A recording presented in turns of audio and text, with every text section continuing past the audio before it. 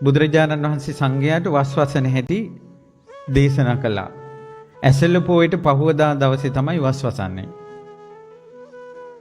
ඊළඟට ඒකට කියනවා පෙරවස.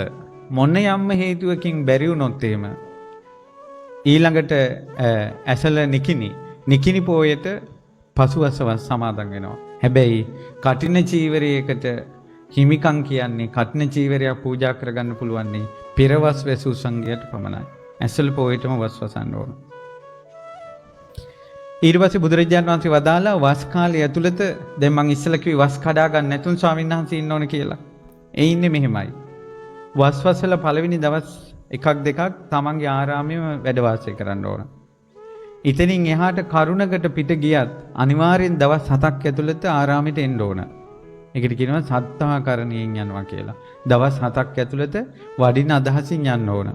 දවස් 7කට වැඩිය පිට හිටියොත් එහෙම වස් කැඩෙනවා. කටන චීවරය පූජා කරගන්න බෑ එතකොට.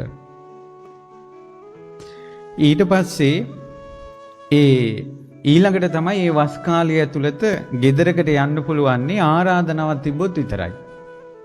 නිකන් ගෙදරකට ගොඩ වෙන්න බෑ. ආරාධනාවක් නැතුව 7 දිනක් බලන්න යන්න පුළුවන්. ඒ තමයි අම්මා බලන්න, තාත්තා බලන්න යන්න පුළුවන්. ඊළඟට භික්ෂු භික්ෂුණීන් මේ ඒ විනය කර්ම කටයුතු වලට යන්න පුළුවන්. සාමණේරි සික්කමාන මේ ආදී අය කරා යන්න පුළුවන්. සහෝදරයෙක්ගේ ගෙදරට උනත් ආරාධනාවක් ඇතුව තමයි වස් කාලේ යන්න ඕනේ. ආරාධනා නොකළොත් යන්න හොඳ නෑ වස් කාලේ.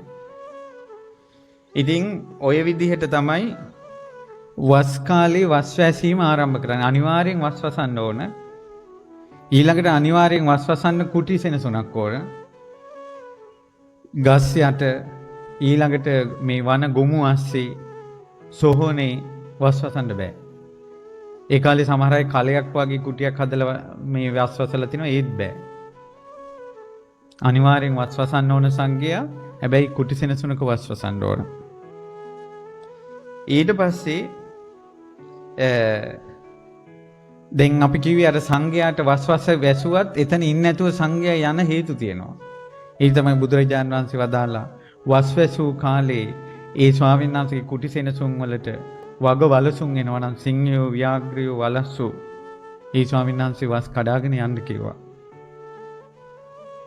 ඊළඟට හොරු එතන නිතර ගැවසෙනවා නම් විෂගෝර සර්පයෝ ගැවසෙනවා නම් ඊළඟට අමනුෂ්‍යෝ නිතර කරදර කරනවා නම් ඊළඟට තමන් ඉන්න තැනට ගිනි ඇවිලෙනවා නම් වතුරෙන් යට වෙනවා නම් ගම හරි තමන්ට පිණ්ඩපාතේ දෙන ගම වතුරෙන් යට වෙනවා නම් තමන්ගේ කුටියේ වතුරෙන් යට වෙනවා නම් ඒ වගේ තැන්වල වස් වසන්න එපා කිව්වා.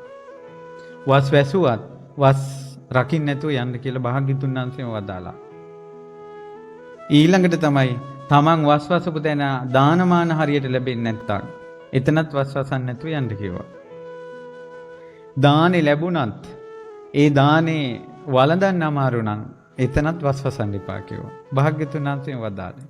එතකොට වස් වසලා එක තැනක සංඝයා රඳවා ගන්න කොච්චර කරුණ ටිකක් යෙදෙන්න ඕනේද මේ කටින සිවුරක් පූජා කරගන්න තැනට එන පාරමේ. ඊට පස්සේ හොඳ ආහාර ලැබුණොත් ඒ ආහාර වලින් ලෙඩ රෝග වැඩි වෙනවා නම් එතනත් වස් වසන්න එපා කිව්වා. හොඳ හිත ආහාර ලැබුණත් උපස්ථායකය හොඳ නැත්නම් ඒ ආරාමේ ඉන්න කැපකරුවා එතනත් වස් වසන්න එපා කිව්වා. එහෙම හොඳ වුණත් සංඝයා ભેද බින්න වෙන විදියට කටයුතු වෙදෙනවා නම් එතනත් වස් වසන්න එපා කිව්වා. ඊළඟට තමන් හොඳ තැනක වස් වසලා ඉන්නවා. නමුත් ආරංචි වෙනවා ඈත සංඝ ભેදයකට ආරාම දෙකක් අතර සංඝ ભેදයක් වෙනවා. මම එතෙන්ට ගියොත් ඒක බේරන්න පුළුවන් කියලා හිතෙනවා නම් වස් වසන තැන ඉන්නේ නැතුව ඒක බේරන්න යන්න කිව්වා.